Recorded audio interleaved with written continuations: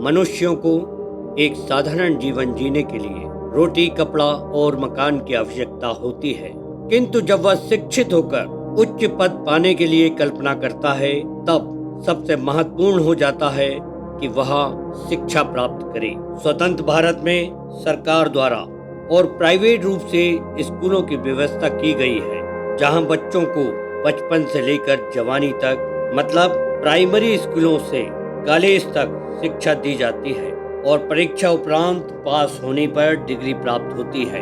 शिक्षा की इस दौड़ में वह किताबी बुद्धिजीवी बन जाता है, जिससे उसके पिताजी या परिवार द्वारा कमाया बहुत सा धन और समय व्यतीत हो जाता है। उम्र का बहुत बड़ा हिस्सा केवल स्कूल कॉलेजों में बीत जाता है।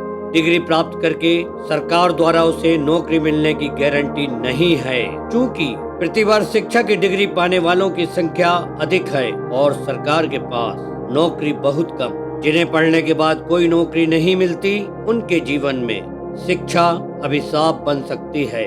इसे रोकने के लिए सरकार द्वारा स्वरोजगार शिक्षा को प्राथमिकता से लागू करना चाहिए। शिक्षा प्रणाली में बदलाव की आवश्यकता है, जिससे कोई युवा बेरोजगार न हो। मीडिया से देश यह उम्मीद करता है कि वह देश में चल रही कुरीतियों को उजागर कर सकारात्मकता का संदेश दे। तो आप लोगों ने अभी तक जो पाठ्यक्रम में पढ़ा और इतने सेमेस्टर की जो आपकी पढ़ाई है, उसका सारा दारोमदार इस बात पर निर्भर है कि इस शिक्षा से अंत में आपको हासिल क्या होगा, आप अपने समाज को, अपने राष्ट्र को क्या दे पाएंगे और आप इससे क्या पाना चाहते हैं। तो ये जो शिक्षा व्यवस्था है और जो कुछ आपने सीखा, इस सब का सकारात्मक प्रयोग आप कैसे अपने जीवन में करेंगे, अपने जीवन को कैसे सफल बनाएंगे, और आपका जीवन जब सफल होगा तो समाज में आपका एक सकारात्मक योगदान होगा, राष्ट्र में आपका योगदान सुनिश्चित होगा, जिस पर आपको गंभीरता से विचार करना चाहिए। अब आप बताइए, आप अपने जीवन में क्या बनना चाहते हैं? मैं गवर्नमेंट जॉब करना चाहती हूँ। मैं दिन रात मेहनत करके पढ़ाई करता हूँ ताकि सरकारी नौकरी मिल सके, पर क्या सरकार के पास में इतने रोजगार हैं कि वो मुझे दे सके? मैं बहुत पढ़ती हूँ, मेरे माँ बाप का सपना है कि मैं बड़ी ऑफिसर बनूँ। अगर मुझे ये जॉब नहीं मिलती है तो मैं अपना खुद का एक प्रोडक्शन हाउस खोलूंगी और लोगों को काम दूंगी और अपनी एक अलग नई पहचान बनाऊंगी। यदि नहीं तो मुझे लोन प्रोवाइड करवाए ताकि मैं खुद का स्टार्टअप कर सकूं और दूसरों को रोजगार दे सकूं।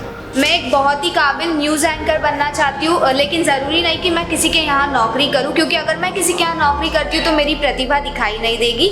मैं अपने खुद के चैनल पर काम करना चाहती हूँ, और रही बात नाम, पैसे और रुतबे की, तो वो तो मैं अपनी काबिलियत से कमाई लूँगी। जानवी क्या कर रही हो ये? मम्मी, मैं गूगल पे ऑनलाइन सर्टिफिकेट का कोर्स कर रही हूँ। इसको करने से क्या होगा? मम्मी, इसको करने से मुझे एक अच्छी जॉब मिल सकती है। ये कोर्स करने से कुछ नहीं होगा, सर्टिफिकेट करने से, सिर्फ पढ़ाई पे ध्यान दो।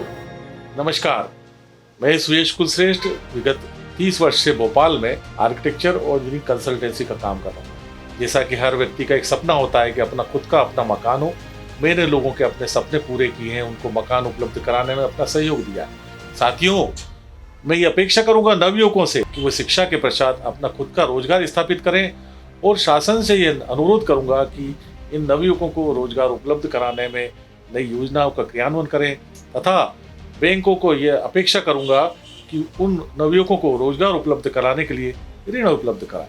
बहुत बहुत धन्यवाद।